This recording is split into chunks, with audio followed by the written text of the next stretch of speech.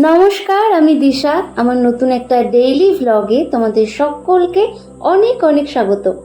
আজ মঙ্গলবার, যাচ্ছি মায়ের মামার বাড়ি, যেটা এক কথায় আমার মামার বাড়ি বলা যেতে পারে, যেখানে এখন চলছে 24 প্রহর।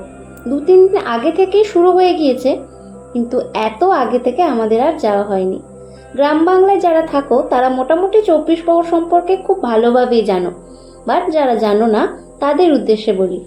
24 প্রহর মেনলি কীর্তন হয়, যেটা অনেক রকমভাবে উপস্থাপন করা হয়।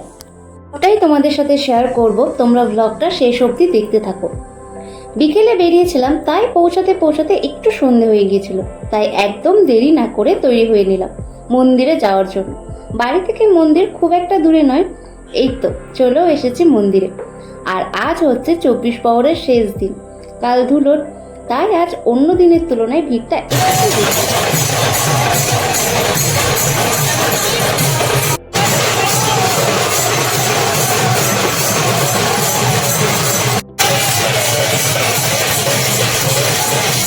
আর এই শেষের আগের দিন বাইরে থেকে দেখার জন্য যেমন লোক আসে, তেমনি এরকম নৃত্য করার জন্য কিন্তু অনেকে আসে, যাদের সাজসজ্জাগুলো হয় কিন্তু ভীষণ সুন্দর।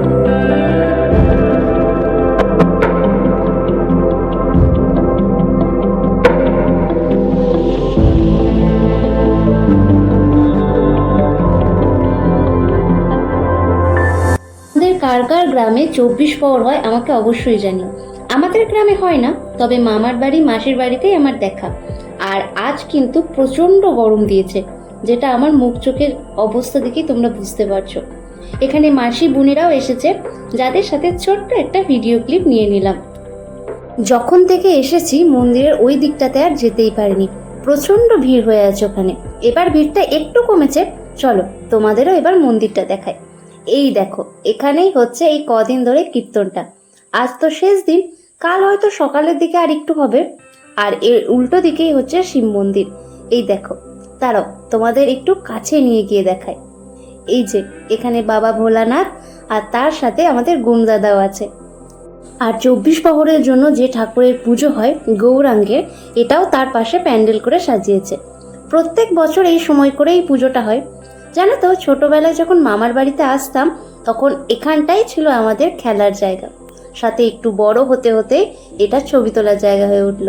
পুরো জায়গাটা এখন আর তোমাদের সাথে শেয়ার করতে পারলাম না, এখন তো চারিদিকটা অন্ধকার, বাট কাল সকালে এলে অবশ্যই দেখাবো তোমাদেরকে।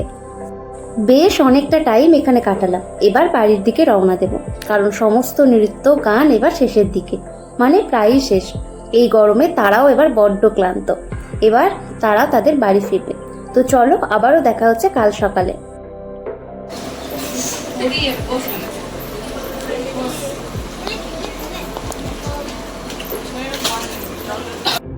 সকালে ঘুম থেকে উঠে মনটা বড্ড বেশি আনন্দের হলেও বেশ মন খারাপ হয়ে গেল, কারণ 24 প্রহরের আজ শেষ দিন। আজ তো ধুলোর বেরোনোর কথা ছিল, কিন্তু সকাল থেকে সেই যে বৃষ্টি শুরু হয়েছে, সারাদিন বৃষ্টি হতেই আছে। কিন্তু একটু আনন্দের, যে পরিমাণে গরম পড়েছিল তাতে একটু বৃষ্টির কিন্তু ভীষণভাবে দরকার ছিল আমাদের সকলের। যাই হোক, কি আর করা যাবে। প্রথমের দিকে তো ভেবেছিলাম বৃষ্টিটা হয়তো বিকেলের দিকে কমে যাবে, তাহলে হয়তো ধুলোটা বেরোতে পারবে, কিন্তু কোথায় আর বৃষ্টি কমলো।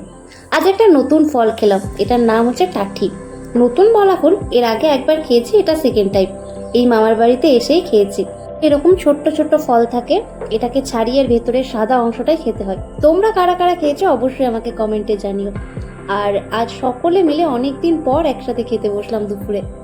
সন্ধেবেলায় আজ বাড়িতেই ছিলাম, সারাদিন তো আজ বৃষ্টি, তাই বাইরে কোথাও আর বেরোনো হয়নি। এই পুচকিগুলোর সাথে সময় কাটাচ্ছিলাম। এখানে কোনোটা আমার মামার মেয়ে, কোনোটা মাসির মেয়ে।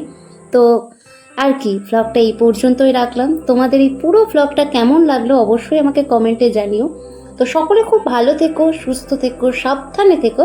সকলের সাথে দেখা হচ্ছে পরের একটা সুন্দর ভ্লগে। ততক্ষণের জন্য সকলকে জানাই টাটা।